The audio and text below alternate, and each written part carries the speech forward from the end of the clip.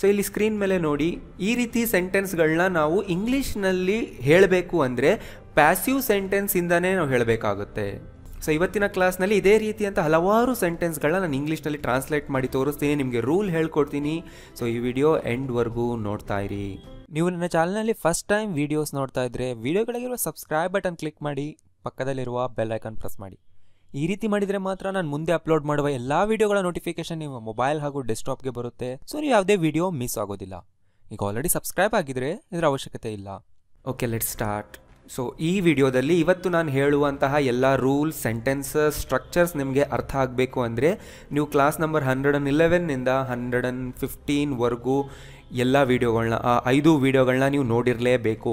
ಅಲ್ಲಿ ನಾನು ತುಂಬ ಬೇಸಿಕ್ಸಿಂದ ಎಲ್ಲದನ್ನು ಹೇಳ್ಕೊಟ್ಟಿದ್ದೀನಿ. ಫಸ್ಟ್ ಹೋಗಿ ಆ ವೀಡಿಯೋಸ್ ನೋಡಿ. ನೀವೇನಾದರೂ ಫಸ್ಟ್ ಟೈಮ್ ನನ್ನ ವೀಡಿಯೋಸ್ ನೋಡ್ತಾ ಇದ್ರೆ ಅಥವಾ ಇದು ನಿಮ್ಮ ಫಸ್ಟ್ ವೀಡಿಯೋ ಆಗಿದ್ದರೆ. ಟ್ರಿಕಿ ಸೆಂಟೆನ್ಸಸ್ ಅಂದರೆ ಅರ್ಥ ತುಂಬ ಟ್ವಿಸ್ಟ್ ಇರುತ್ತೆ ಸೆಂಟೆನ್ಸ್ಗಳಲ್ಲಿ ಕನ್ನಡ ಟು ಇಂಗ್ಲೀಷ್ಗೆ ಟ್ರಾನ್ಸ್ಲೇಟ್ ಮಾಡೋಕ್ಕೆ ಹೋದಾಗ. ಆ ಥರ ಸೆಂಟೆನ್ಸ್ಗಳನ್ನ ನಾವು ಈಸಿಯಾಗಿ ಹೇಗೆ ಮಾಡಬೇಕು ಅನ್ನೋದನ್ನು ನಾನು ಹೇಳ್ಕೊಡ್ತಾ ಇದ್ದೀನಿ. ಆ್ಯಂಡ್ ನಾನು ಇವತ್ತು ಹೇಳ್ಕೊಡೋ ಎಲ್ಲ ಸೆಂಟೆನ್ಸ್ಗಳು ಪ್ರೆಸೆಂಟ್ ಸಿಂಪಲ್ನಲ್ಲೇ ಇರುತ್ತೆ. ಸೊ ನಿಮ್ಮ ಪ್ರೆಸೆಂಟ್ ಸಿಂಪಲ್ ಟೆನ್ಸ್ ವೀಡಿಯೋ ಕೂಡ ನೀವು ನೋಡಿರಬೇಕು, ನಾನೀಗ ಹೇಳೋದು ಅರ್ಥ ಆಗಬೇಕಂದ್ರೆ.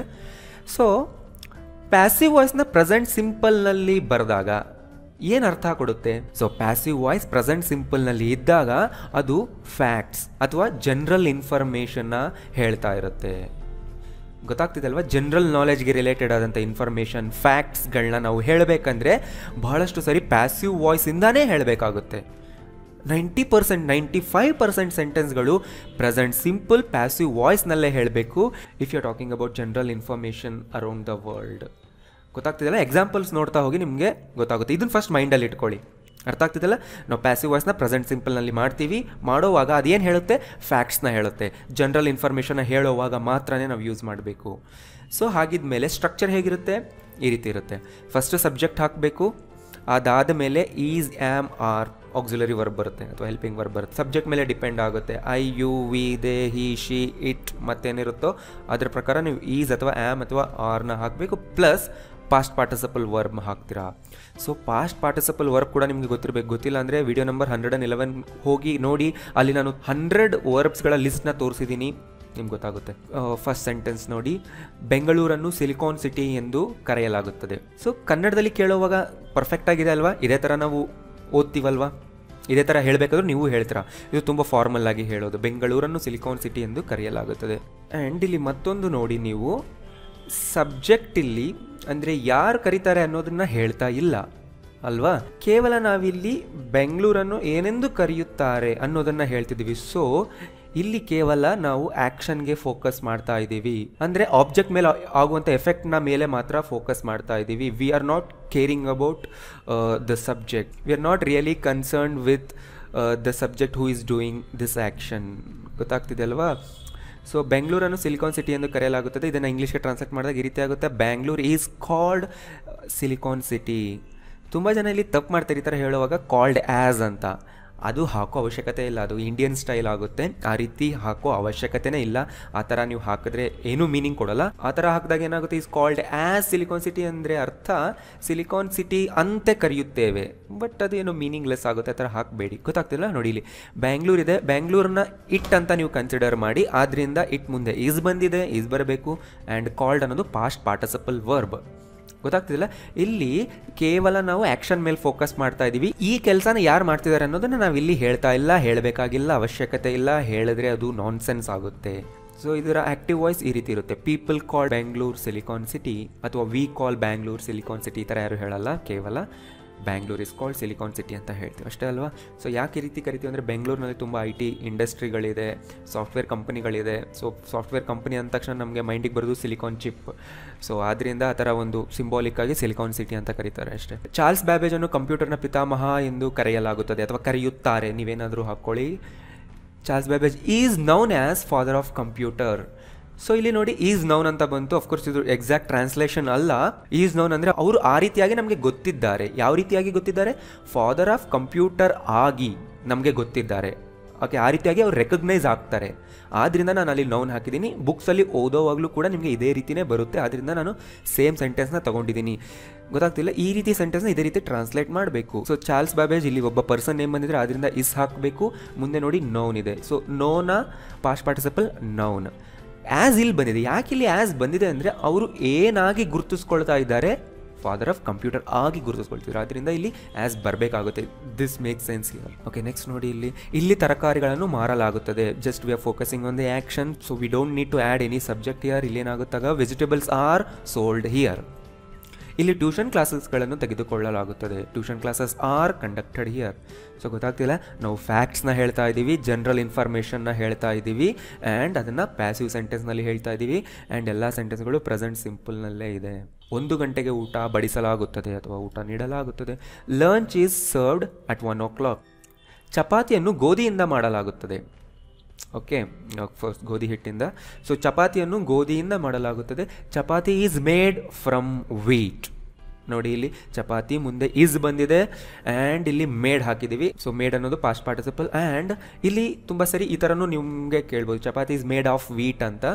ಅದು ಬೇರೆ ಸಿಚುವೇಷನಲ್ಲಿ ಅದು ಕೂಡ ಕರೆಕ್ಟ್. ಆಫ್ ಅಂತ ಹಾಕ್ಬೋದು ಅಥವಾ ಫ್ರಮ್ ಅಂತ ಹಾಕ್ಬೋದು, ಬಟ್ ಸಿಚುವೇಶನ್ ಬೇರೆ ಆಗುತ್ತೆ. ನಾವಿಲ್ಲಿ ಜನರಲ್ ಆಗಿ ಹೇಳ್ತಾ ಇದ್ದೀವಿ, ಇದರ ಒಂದು ಜನರಲ್ ಇನ್ಫಾರ್ಮೇಷನ್ ಕೊಡ್ತಿದ್ದೀವಿ ಚಪಾತಿ ಬಗ್ಗೆ. ಆದ್ದರಿಂದ ನಾನು ಫ್ರಮ್ ತಗೊಂಡಿದ್ದೀನಿ, ಅದು suitable word. Chapati is made from wheat ಅಂದರೆ ಅದರಿಂದ ಚಪಾತಿಯನ್ನು ಮಾಡಲಾಗುತ್ತದೆ. ಸೊ ನಾನು ಚಪಾತಿಯನ್ನು ಹೇಗೆ ಮಾಡ್ತಾರೆ, ಯಾವುದರಿಂದ ಮಾಡ್ತಾರೆ ಅಂತ ಕೇಳಬೇಕು. ಸೊ ಆಗ ಪ್ಯಾಸಿವ್ನಲ್ಲೇ ಕೇಳಬೇಕು ನಾನು. ಅದನ್ನು ಹೇಗೆ ಕೇಳೋದು? ಆಗ ನಾವು ಕೇಳಬೇಕು, ಹೌ ಈಸ್ ಚಪಾತಿ ಮೇಡ್, ಈ ರೀತಿ ಕೇಳಬೇಕು. ಚಪಾತಿ ಪ್ಲೂರಲ್ ಇದ್ರೆ ಆರ್ ಹಾಕಬೇಕು. ಸೊ ಸ್ಟ್ರಕ್ಚರ್ ನೆನಪಿಟ್ಕೊಳ್ಳಿ. ಸೊ ಇದು WH ಕ್ವೆಶ್ಚನ್ನ ಸ್ಟ್ರಕ್ಚರ್. How is chapati made. ಗೊತ್ತಾಗ್ತಿದೆ ಅಲ್ವಾ? ಆಮ್ಲಜನಕವನ್ನು ರಕ್ತದಿಂದ ಕೊಂಡೊಯ್ಯಲಾಗುತ್ತದೆ. ಅಂದರೆ ನಮ್ಮ ಬಾಡಿನಲ್ಲಿ ಬ್ಲಡ್ ಆಕ್ಸಿಜನ್ನ ಕೊಂಡೊಯ್ಯುತ್ತದೆ, ಕ್ಯಾರಿ ಮಾಡುತ್ತದೆ. ಆಗ ಹೇಳ್ತೀವಿ oxygen is carried by blood. So by blood ಅಂತ ನಾನು ಯಾಕೆ ಹಾಕಿದ್ದೀನಿ ಅಂದರೆ, ಯಾರಿಂದ ಕೆಲಸ ಆಗುತ್ತದೋ ಅವರನ್ನು ನಾವು ಮೆನ್ಷನ್ ಮಾಡಬೇಕು ವಿತ್ ದ ವರ್ಡ್ ಬೈ. ಬೈನ ಹಾಕಿ ಮುಂದೆ ನಾವು ಪರ್ಸನ್ ನೇಮ್ ಅಥವಾ ಆಬ್ಜೆಕ್ಟ್ ನೇಮ್ ಹಾಕಿದಾಗ ಅದು ಅವರಿಂದ ಕೆಲಸ ಆಗುತ್ತೆ ಅನ್ನೋ ಮೀನಿಂಗ್ ಕೊಡುತ್ತೆ ಇಲ್ಲಿ. ಅಂದರೆ ಇಲ್ಲೇನಾಗುತ್ತೆ, ಬ್ಲಡ್ ಕ್ಯಾರಿ ಮಾಡ್ತಾ ಇದೆ ಆಕ್ಸಿಜನ್ನ ಅನ್ನೋ ಮೀನಿಂಗ್ ಕೊಡ್ತಾ ಇದೆ. ನೆಕ್ಸ್ಟ್, ಸಿಡಿಗಳನ್ನು ಪ್ಲಾಸ್ಟಿಕ್ನಿಂದ ಮಾಡಲಾಗುತ್ತದೆ, ಅಂದರೆ ತಯಾರಿಸಲಾಗುತ್ತದೆ. CDs are made from plastic ಅಥವಾ CDs are manufactured from plastic. So ಇಲ್ಲಿ ಸಿಡೀಸ್ ಪ್ಲೂರಲ್ ಇದೆ, ಅದರಿಂದ ಆರ್ ಬಂದಿದೆ. ನೆಕ್ಸ್ಟ್, ಪುಸ್ತಕಗಳನ್ನು ಲೇಖಕರಿಂದ ಬರೆಯಲಾಗುತ್ತದೆ. Books are written by authors. ಪತ್ರಗಳನ್ನು ಪೋಸ್ಟ್ಮನ್ನಿಂದ ತಲುಪಿಸಲಾಗುತ್ತದೆ. Posts are delivered by postman. ಟಿಕೆಟ್ಸ್ಗಳನ್ನು ಲಾಸ್ಟ್ ಕೌಂಟರ್ನಲ್ಲಿ ವಿತರಿಸಲಾಗುತ್ತದೆ. Tickets are issued at the last counter. ಕ್ರಿಕೆಟನ್ನು ಲಕ್ಷಾಂತರ ಜನರಿಂದ ವೀಕ್ಷಿಸಲಾಗುತ್ತದೆ. Cricket is watched by millions of people. ಯಾರಿಂದ ಕೆಲಸ ಆಗ್ತಿದೆ ಅನ್ನೋದನ್ನ ಹೇಳಬೇಕಾದ್ರೆ ನಾವು ಬೈ ಮುಂದೆ ಮೆನ್ಷನ್ ಮಾಡಬೇಕು. By millions of people. So million ಅನ್ನೋದು ಇಂಟರ್ನ್ಯಾಷನಲ್ ಸಿಸ್ಟಮ್ ಪ್ರಕಾರ 10 lakhsಗೆ 1 million ಅಂತ ಕರೀತಾರೆ. ಸೊ ಅವ್ರು ಮಿಲಿಯನ್ ಅಂತ ಹೇಳ್ತಾ ಇದ್ದಾರೆ ಅಂದರೆ ನಾವು ಅದನ್ನು ಲಕ್ಷ ಅಂತ ಹೇಳಿ ಟ್ರಾನ್ಸ್ಲೇಟ್ ಮಾಡಬಹುದು. ಗೊತ್ತಾಗ್ತಿದೆ ಅಲ್ವಾ? ಸೊ ನಾವಿಲ್ಲಿ ಹೇಳ್ತಾ ಇರೋ ಇನ್ಫಾರ್ಮೇಷನ್ ಎಲ್ಲ ಜನರಲ್ ಇನ್ಫಾರ್ಮೇಷನ್, ಫ್ಯಾಕ್ಟ್ಸ್ನ ಹೇಳ್ತಾ ಇದ್ದೀವಿ. ಅದರಿಂದ ಅದನ್ನು ಪ್ರೆಸೆಂಟ್ ಸಿಂಪಲ್ನಲ್ಲೇ ಇಡಬೇಕು. ಈ ಕಾರುಗಳನ್ನು ಜರ್ಮನಿಯಲ್ಲಿ ತಯಾರಿಸಲಾಗುತ್ತದೆ. ದೀಸ್ ಕಾರ್ಸ್ ಆರ್ ಪ್ಲೂರಲ್ ಇದೆ, ಮ್ಯಾನುಫ್ಯಾಕ್ಚರ್ಡ್ ಇನ್ ಜರ್ಮನಿ. ಸಂಬಳವನ್ನು ಪ್ರತಿ ತಿಂಗಳು 5ಕ್ಕೆ ಕೊಡಲಾಗುತ್ತದೆ. The salary is paid on 5th of every month. So ನೀವೆಲ್ಲ ಸೆಂಟೆನ್ಸ್ನ ಅಬ್ಸರ್ವ್ ಮಾಡ್ತಾ ಹೋಗಿ. ಕೇವಲ ಆ್ಯಕ್ಷನ್ ಮೇಲೆ ಫೋಕಸ್ ಇದೆ, ಎಲ್ಲೂ ಕೂಡ ಯಾರು ಮಾಡ್ತಾರೆ ಅನ್ನೋದನ್ನು ಹೇಳ್ತಾ ಇಲ್ಲ.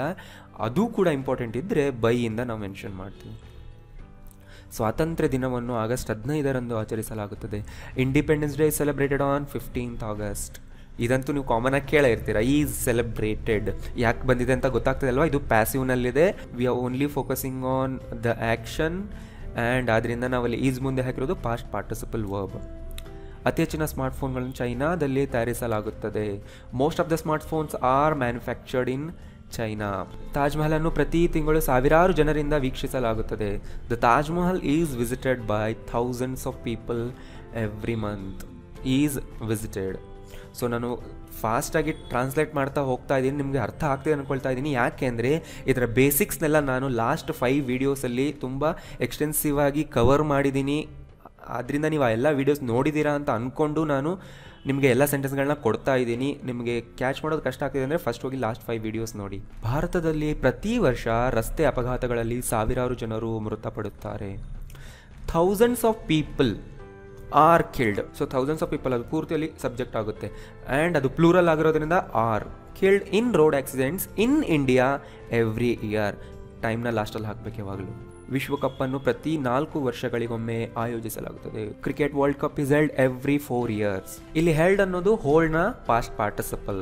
ಆ್ಯಂಡ್ ಇಲ್ಲಿ ನೋಡಿ ಕ್ವಶನ್ ಬಂತು, ವಿಶ್ವಕಪ್ಪನ್ನು ಎಷ್ಟು ವರ್ಷಕ್ಕೊಮ್ಮೆ ಆಡಲಾಗುತ್ತದೆ? ಈ ರೀತಿ ನಿಮಗೆ ಜನರಲ್ ನಾಲೆಡ್ಜ್ ನೀವು ಕ್ವಶನ್ ಪೇಪರ್ ಸಾಲ್ವ್ ಮಾಡ್ತಾ ಇರಬೇಕಾದ್ರೆ ಕೇಳಿರ್ತಾರೆ ಅಲ್ವಾ? ಸೊ ಇದನ್ನು ನಾವು ಕೇಳಬೇಕಂದಾಗಲೂ ಕೂಡ ಪ್ಯಾಸಿವ್ನಲ್ಲೇ ಕೇಳಬೇಕು. ಆಗ ಈ ರೀತಿ ಕೇಳಬೇಕು ನೋಡಿ, how often is the cricket world cup played? So ಇಲ್ಲಿ ಹೌ ಆಫನ್ ಅನ್ನೋದೇನು? ಆಫನ್ ಅಂದರೆ ಆಗಾಗ, ಬಾರಿ, ಸಾರಿ ಅಂತ ನಾವೆಲ್ಲಿ ಹೇಳ್ತೀವಲ್ವಾ, ಅವಾಗೆಲ್ಲ ಆಫನ್ ಅನ್ನೋದು ಯೂಸ್ ಮಾಡ್ತೀವಿ. ಹೌ ಆಫನ್ ಅಂದರೆ ಎಷ್ಟು ಬಾರಿಗೆ. How often is the cricket world cup played ಅಂದರೆ ವಿಶ್ವಕಪ್ಪನ್ನು ಎಷ್ಟು ಬಾರಿಗೊಮ್ಮೆ ಆಡಲಾಗುತ್ತದೆ. ಪ್ಲೇಡ್ ಜಾಗದಲ್ಲಿ ನೀವು ಹೆಲ್ಡ್ ಕೂಡ ಹಾಕಿ, ದಟ್ಸ್ ಓಕೆ. ಸೊ ಸ್ಟ್ರಕ್ಚರ್ ನೆನಪಿದೆ ಅಲ್ವಾ? WH plus helping verb plus subject plus past participle verb. How often is the cricket world cup played. So structure ನೆನಪಿಟ್ಕೊಳ್ಳಿ. ವಿಶ್ವಕಪ್ನಲ್ಲಿ ಎಷ್ಟು ಪಂದ್ಯಗಳನ್ನು ಆಡಲಾಗುತ್ತದೆ? How many matches are played in the world cup. But ಇಲ್ಲಿ how many ಬಂದಾಗ ಮಾತ್ರ ಸ್ವಲ್ಪ structure change ಆಗುತ್ತೆ, ನೆನ್ಪಿಟ್ಕೊಳ್ಳಿ ಈ ಸ್ಟ್ರಕ್ಚರ್. ಹೌ ಮೆನಿ ಮ್ಯಾಚಸ್ ಅನ್ನೋದೇ ಮೊದಲು ಬಂದ್ಬಿಡುತ್ತೆ. ಇಲ್ಲಿ WH ಪ್ಲಸ್ ಸಬ್ಜೆಕ್ಟ್ ಜೊತೆಗೆ ಬಂದ್ಬಿಡುತ್ತೆ. ಹೌ ಮೆನಿ ಮ್ಯಾಚಸ್ ಅನ್ನೋದ್ರಲ್ಲೇ WH ಕೂಡ ಇದೆ, ಸಬ್ಜೆಕ್ಟ್ ಕೂಡ ಇದೆ. ಮ್ಯಾಚಸ್ ಅನ್ನೋದು ಇಲ್ಲಿ subject. So how many matches ಅನ್ನೋದು ಪೂರ್ತಿ ಈಗ ಒಂದಾಗಿ ತಗೋಬೇಕು. ಸೊ ಅವೆರಡು ಕಂಬೈನ್ ಆಗೋಗುತ್ತೆ. ಆ್ಯಂಡ್ ಇಲ್ಲಿ ಆರ್ ಪ್ಲೇಡ್ ಅನ್ನೋದನ್ನು ನಾವು ತಗೊಳ್ತಾ ಇದ್ದೀವಿ. ಸೊ ಇದು ಕೇವಲ ಹೌ ಮೆನಿ ಅನ್ನೋದು, ಹೌ ಮೆನಿ ಹೌ ಮಚ್ ಅಂದಾಗ ಮಾತ್ರ ಈ ಥರ ಸ್ಟ್ರಕ್ಚರ್ ಆಗುತ್ತೆ. ಅದರ್ವೈಸ್ ನಾನು ಆಗಲೇ ಹೇಳ್ಕೊಟ್ರೆ WH ಸ್ಟ್ರಕ್ಚರ್ ಇರುತ್ತೆ. ತಂಡಗಳನ್ನು ಹೇಗೆ ಆರಿಸಲಾಗುತ್ತದೆ? How are the teams chosen. ಜಪಾನ್ನಲ್ಲಿ ಯಾವ ರೀತಿ ಆಹಾರ ತಿನ್ನುತ್ತಾರೆ? ಸೊ ಇಲ್ಲಿ ತಿನ್ನಲಾಗುತ್ತದೆ ಅಂತ ವರ್ಡ್ ಯೂಸ್ ಮಾಡಿಲ್ಲ, ತಿನ್ನುತ್ತಾರೆ ಅಂತ ನಾನು ವರ್ಡ್ ಯೂಸ್ ಮಾಡ್ತಾ ಇದ್ದೀನಿ. ಯಾಕೆಂದರೆ ನಾವು ಇದೇ ರೀತಿ ಕೇಳ್ತಾ ಇದ್ದೀವಲ್ವಾ, ಜಪಾನ್ನಲ್ಲಿ ಯಾವ ಥರ ಊಟ ಮಾಡ್ತಾರೆ, ಯಾವ ರೀತಿ ಆಹಾರ ತಿಂತಾರೆ ಅಂತ. ಸೊ ಅದರಿಂದ ನಾನು ಅದೇ ಥರದ ಸೆಂಟೆನ್ಸ್ ತೊಗೊಂಡಿನಿ. ಅಂದರೆ ಇದನ್ನು ಈ ರೀತಿ ಟ್ರಾನ್ಸ್ಲೇಟ್ ಮಾಡಬೇಕು. What kind of food is eaten in Japan. So ಇಲ್ಲಿ ಕೂಡ ಸ್ಟ್ರಕ್ಚರ್ ಇದೇ ರೀತಿ ಇರುತ್ತೆ. ಇಲ್ಲಿ WH ಮತ್ತು ಸಬ್ಜೆಕ್ಟ್ ಜೊತೆಗೆ ಬಂದಿದೆ what kind of food. What kind of food is eaten in Japan. Chess ಆಟವನ್ನು ಹೇಗೆ ಆಡ್ತಾರೆ? How is the chess game played. So ಗೊತ್ತಾಗ್ತಿದೆಯಲ್ಲ, ಈ ರೀತಿ ನಾವು ಫ್ಯಾಕ್ಟ್ಸ್ನ ಕೇಳ್ತೀವಿ. ಸೊ ನೀವು ಯಾವತ್ತಾದರೂ general knowledge question paper solve ಮಾಡುವಾಗ ನಿಮ್ಮ ಟೆಕ್ಸ್ಟ್ ಬುಕ್ನಲ್ಲೇ ಜನರಲ್ ನಾಲೆಡ್ಜ್ ಕ್ವಶನ್ಸ್ ಇದ್ದಾಗ, ಫ್ಯಾಕ್ಟ್ಸ್ ರಿಲೇಟೆಡ್ ಕ್ವಶನ್ಸ್ ಇದ್ದಾಗ ಅವುಗಳನ್ನ ಇದೇ ರೀತಿ ಕೇಳಿರ್ತಾರೆ. ನೀವು ಅಬ್ಸರ್ವ್ ಮಾಡಿ. ಈ ವಿಡಿಯೋ ಆದಮೇಲೆ ನೀವು ಹೋಗಿ ಬುಕ್ಸ್ ಓಪನ್ ಮಾಡಿ ನೋಡಿ, ಇದೇ ಸ್ಟ್ರಕ್ಚರ್ನಲ್ಲಿ ಕ್ವಶನ್ಗಳನ್ನ ಕೇಳಿರ್ತಾರೆ. ಎಲ್ಲ ವಿಡಿಯೋನ ಪಾಸ್ ಮಾಡಿ ಚೆನ್ನಾಗಿ ಬರ್ಕೊಳ್ಳಿ. ಇದೇ ರೀತಿ ಸೆಂಟೆನ್ಸ್ಗಳನ್ನ, ಕ್ವಶನ್ಗಳನ್ನ ಕ್ರಿಯೇಟ್ ಮಾಡೋದನ್ನ ಪ್ರಾಕ್ಟೀಸ್ ಮಾಡಿ. ಬೇರೆ ಬೇರೆ ವರ್ಡ್ಗಳನ್ನ ಹಾಕಿ. ಈಗ ನಾನು ಹೇಳೋ ಕೆಲವು ಸೆಂಟೆನ್ಸ್ಗಳನ್ನ ನೀವು ಯಾವಾಗಲೂ ಪ್ಯಾಸಿವ್ನಲ್ಲೇ ಕೇಳಬೇಕು, ಬೇರೆ ವೇ ಇಲ್ಲ. ಬೇರೆ ವೇನಲ್ಲಿ ಕೇಳೋದಕ್ಕೆ ಆಗೋದಿಲ್ಲ. ಫಾರ್ ಎಕ್ಸಾಂಪಲ್ ನೋಡಿ, ಐ ವಾಸ್ ಬಾರ್ನ್ ಇನ್ 1992. ಇದಂತೂ ತುಂಬ ಮೋಸ್ಟ್ ಕಾಮನ್ ಆಗಿ ನೀವು ಕೇಳೇ ಇರ್ತೀರಲ್ವ, ಐ ವಾಸ್ ಬಾರ್ನ್ ಇನ್ 1992. ಇಲ್ಲೂ ಕೂಡ ಪ್ಯಾಸಿವ್ನಲ್ಲೇ ಇದೆ ನೋಡಿ.